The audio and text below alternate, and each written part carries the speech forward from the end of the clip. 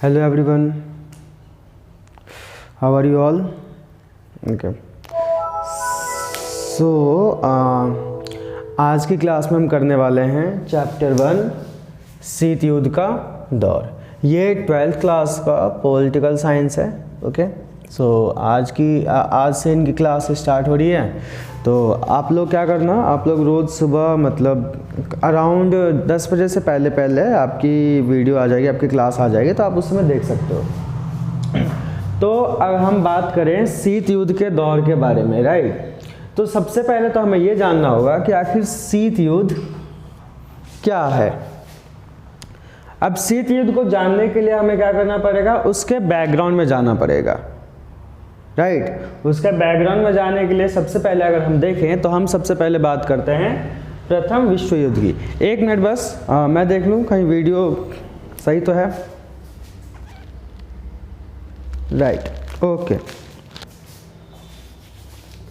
सो अगर हम बात करें प्रथम विश्व युद्ध की, ठीक है, जो फर्स्ट वर्ल्ड वॉर था वो कब हुआ था, 28 जुलाई 1914 से तुम्हारा चला था नवंबर 1918 तक, 11 नवंबर 1918 तक, राइट। और जो द्वितीय विश्व युद्ध हुआ था वो हुआ था 1 सितंबर 1939 से 2 सितंबर 1945 तक। तो अब इन दो वर्ल्ड वॉर से क्या हुआ था, इन दो वर्ल्ड वॉर से जितने भी जो छोटे देश थे या जो मतलब यूरोपियन कंट्रीज थे वो सारे के सारे एक तरह से तबाह हो गए थे। अगर हम देखें तो देखो मित्र राष्ट्र में कौन कौन था, अमेरिका, सोवियत संघ, ब्रिटेन और फ्रांस। और आपको पता होना चाहिए कि उस समय क्या था, बहुत सारे देश जो थे वो इन सब के गुलाम थे, राइट। उसी तरीके से अगर हम बात करें धुरी राष्ट्र की तो उसमें था तुम्हारा जर्मनी, इटली और जापान, राइट। तो इस समय जब वर्ल्ड वॉर से क्या हुआ था, वर्ल्ड वॉर से हमारे पूरे मतलब जैसे कि हम अगर बात करें अंतर्राष्ट्रीय स्तर पर दो महाशक्तियां उभरी। कौन कौन सी, अमेरिका एंड सोवियत संघ, दो महाशक्तियां उभरी, अमेरिका और सोवियत संघ। तो इन दोनों के बीच में मतलब एक तरह से ना हथियारों की होड़ लग गई कि कौन सबसे ज़्यादा पावरफुल है, कौन मतलब पूरे वर्ल्ड को चलाएगा, या कौन मतलब पूरे वर्ल्ड में एक एग्जाम्पल की तरह काम करेगा, राइट। तो अब इन दोनों में क्या हो गया, इन दोनों में हथियारों की होड़ लग गई, ठीक है। और जब सेकेंड वर्ल्ड वॉर खत्म ही होने वाला था तभी अमेरिका ने 1945 पे जापान के दो शहर हिरोशिमा और नागासाकी पे क्या कर दिया था, परमाणु बम छोड़ दिया था, राइट, जिसे हम लिटिल बॉय और फैटमैन के नाम से जानते हैं। तो इससे क्या हुआ, जब अमेरिका ने 1945 पे जब अमेरिका ने जापान पे दो बम गिराए थे, परमाणु बम, तो वो क्या करना चाहता था, वो उससे यह दिखाना चाहता था कि देखो हमारे पास कितनी पावर है और हम क्या हैं पूरे वर्ल्ड में एक मतलब एक इकलौती महाशक्ति हैं, इस टाइप में। लेकिन इसी के चक्कर में क्या हुआ था, दोनों के बीच हथियारों की होड़ लगी थी और दोनों में कई समय ऐसा आया कि मतलब लग रहा था कि इन दो महाशक्तियों में वॉर होकर ही रहेगा, ठीक है। तो इसी कॉन्सेप्ट को हम कहते हैं शीत युद्ध। इसी कॉन्सेप्ट को हम क्या कहते हैं, शीत युद्ध। तो यहां तक क्लियर, राइट। अब अगर हम बात करें, अब हम आपके बुक की तरफ से चलते हैं। तो शीत युद्ध का जो पहला कॉन्सेप्ट है वो है हमारा क्यूबा मिसाइल संकट, राइट। तो उसको भी देख लेते हैं कि क्या है क्यूबा का मिसाइल संकट। अब अगर हम बात करें तो अमेरिका के, ठीक है, अमेरिका के पास सटा हुआ क्या है, क्यूबा एक छोटा सा द्वीपीय देश है, ठीक है। क्यूबा क्या है, अमेरिका से सटा हुआ छोटा सा एक द्वीपीय देश है। वहीं पे अगर हम बात करें तो ये हमारा रसिया है मान लो, ठीक है। तो जो क्यूबा है ना, ये किसके द्वारा शासित है, ये साम्यवादियों द्वारा शासित है, ठीक है, साम्यवादी। और जो अमेरिका था वो किसके अगुवाई कर रहा था, वो कर रहा था पूंजीवादी की,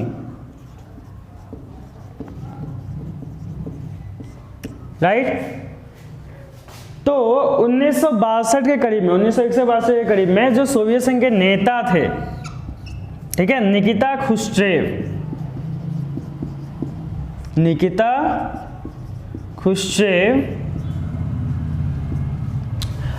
तो इनको क्या चिंता सता रही थी? इनको सता रही थी कि अमेरिका क्या करेगा, क्यूबा पे आक्रमण करके यहाँ का जो राष्ट्रपति है, वहाँ के जो राष्ट्रपति थे फिदेल कास्त्रो, उनका क्या कर देगा? उनका तख्ता पलट कर देगा। क्या कर देगा? तख्ता पलट, राइट। तो इस तरीके से मतलब क्या हुआ कि वो इस पे अपना हक जमा सकेगा। इसी वजह से 1962 में जो निकिता खुश्चेव थे, राइट, उन्होंने क्या किया, अपने परमाणु मिसाइल यहाँ पे तैनात कर दिया। ठीक है, अब जब यहाँ पे तैनात कर दिया क्यूबा के पास, तो अब क्यूबा के पास आने से क्या हो गया, ये पूरा का पूरा जो हिस्सा था अमेरिका का, वो सोवियत संघ के बिल्कुल टारगेट में आ गया। ठीक है, पहली बार। अब इससे यहाँ के जो राष्ट्रपति थे जॉन एफ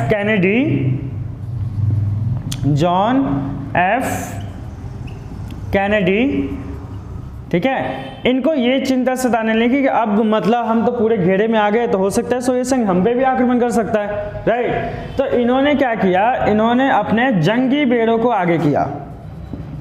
ठीक है, इन्होंने अपने जंगी बेड़ों को आगे किया। अब इस तरीके से पूरे वर्ल्ड में पहली बार ये लग रहा था कि अब वर्ल्ड वॉर, मतलब हो सकता है तीसरा वर्ल्ड वॉर हो जाए, और वो इन दोनों के बीच में हो जाए, अमेरिका और सोवियत संघ। ठीक है, तो इसी को हम कहते हैं क्यूबा मिसाइल संकट। यहां तक क्लियर? ये पूरा कॉन्सेप्ट क्लियर? अगर नहीं हुआ होगा तो पूछ लेना तुम लोग, राइट। चलो, तो फिर हम इसके आगे आते हैं। इसके आगे अगर हम आपके बुक में देखें तो एक टॉपिक है जो है आपका अपरोध का तर्क, राइट।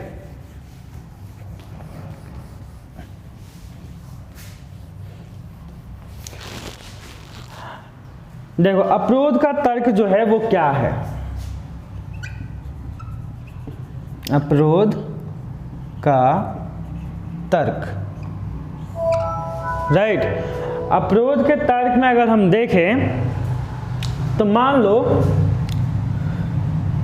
ये रहा हमारा अमेरिका, राइट, और ये रहा हमारा सोवियत संघ। ठीक, अब देखो, अब इसके पास क्या था, इसके पास हथियारों का जितना जमावड़ा था, मतलब जितने हथियार थे उतने इसके पास भी थे। ठीक, अब अगर अमेरिका सोवियत संघ पे हमला करता है, ठीक है, तो फिर भी इसके पास इतना हथियार बच जाएगा कि वो इसको खत्म कर सकता है, राइट। और उसी तरीके से अगर हम देखें तो अगर सोवियत संघ इस पे हमला करता है, फिर भी अमेरिका के पास इतना हथियार बच जाएगा कि वो सोवियत संघ को खत्म कर सकता है। तो इस तरीके से मतलब है कि दोनों लड़ाई नहीं चाहेंगे, दोनों आपस में लड़ाई नहीं चाहेंगे, क्योंकि अगर दोनों में से कोई भी लड़ना स्टार्ट किया तो दोनों क्या हो जाएंगे, खत्म, बर्बाद हो जाएंगे। इसी तर्क को क्या कहा गया, अपरोध का तर्क। ठीक है, इसी तर्क को क्या कहा गया, अपरोध का तर्क। तो यहां तक क्लियर हो गया सभी को? अब टाइम भी थोड़ा ज़्यादा हो गया है, तुम लोग फटाफट करो, करना स्टार्ट करो, बोर्ड के एग्जाम्स भी आने वाले हैं, राइट। और इस बार बोर्ड की जो नोटिफिकेशन आई है उसके हिसाब से एमसीक्यू ज़्यादा आने वाला है। ठीक है, एमसीक्यू की वेटेज ज़्यादा होगी। तो तुम्हें पता है, हम लोग को लगता है कि एमसीक्यू सबसे ईजी है, लेकिन टफेस्ट जो क्वेश्चन है वो एमसीक्यू ही होता है, क्योंकि उसमें सही होने की प्रोबेबिलिटी कितनी होती है, सिर्फ 25%, राइट। तो इसीलिए पढ़ना स्टार्ट कर दो। ओके, तो अब अगर हम बात करें, ठीक है, तो इसमें जो नेक्स्ट टॉपिक है वो है हमारा अपरोध का तर्क हो गया, राइट। और उसके बाद हाँ, दो ध्रुवीय विश्व का आरंभ, हम इसकी बात कर लेते हैं। दो ध्रुवीय विश्व का आरंभ।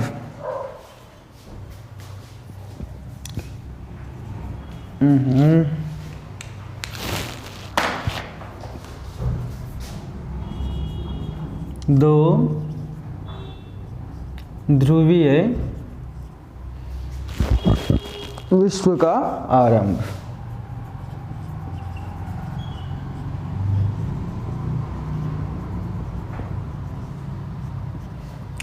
अच्छा, अब इसमें देखो दो ध्रुवीय विश्व का आरंभ क्या है, राइट।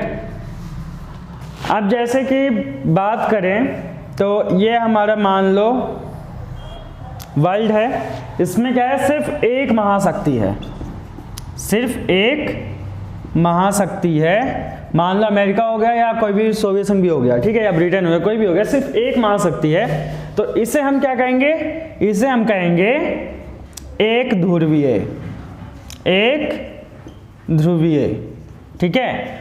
अब अगर मान लो यहाँ पे अमेरिका और सोवियत संघ दो महाशक्ति हैं, ठीक है, तो जब दो महाशक्ति होंगी तो उन्हें हम क्या कहेंगे,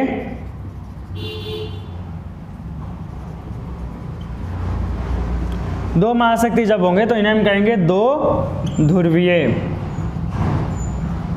राइट। और वहीं पे अगर हम बात करें तो यहाँ पे क्या है, बहुत सारे, राइट। हम ये नहीं कह सकते कि कोई भी एक महाशक्ति है, यहाँ पे क्या है, बहुत सारे वर्ल्ड जो हैं वो महाशक्ति हैं, तो उस बहुत सारे देश जो है वो महाशक्ति हैं, तो उसे हम क्या कहेंगे, बहुध्रुवीय। तो अब देखो ध्रुवीकरण कैसे हुआ, ध्रुवीकरण मीन्स एक तरह से बट जाना।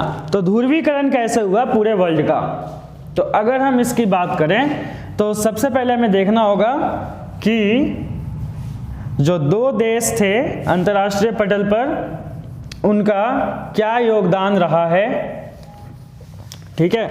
तो एक तरफ तो था तुम्हारा अमेरिका, राइट, और दूसरी तरफ था तुम्हारा सोवियत संघ, सोवियत संघ, राइट, दो थे।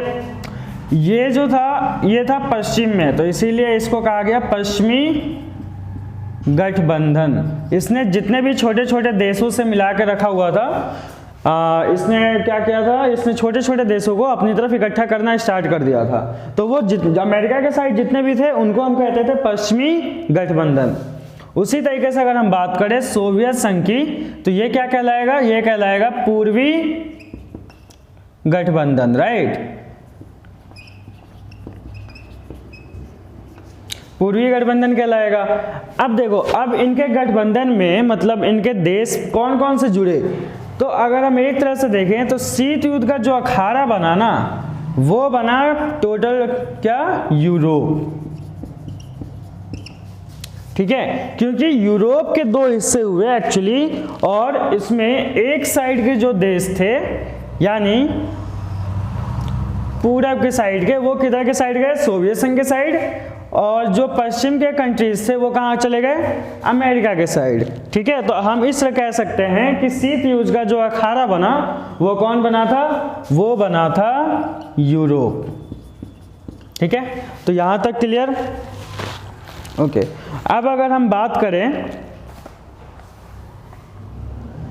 तो पश्चिमी गठबंधन को सबसे पहले क्या नाम दिया गया, अपने एक संगठन के रूप में इसको नाम दिया, और ये था हमारा